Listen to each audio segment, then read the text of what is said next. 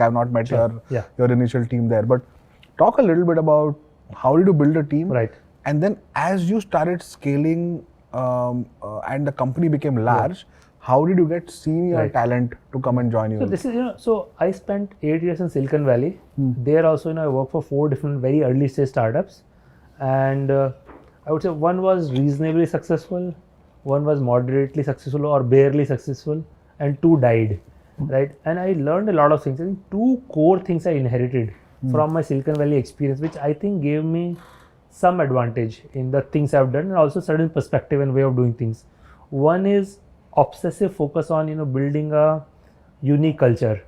I think culture is what holds the company together.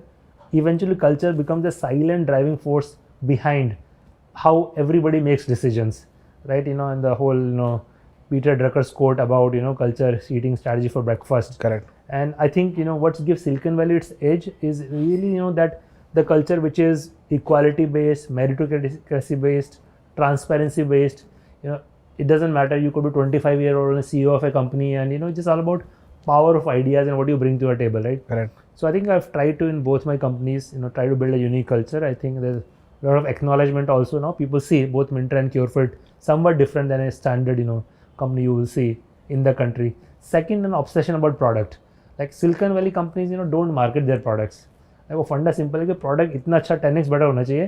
Product अच्छा है तो word of mouth will happen on its own. At some point they will think of growth hack, etc., right?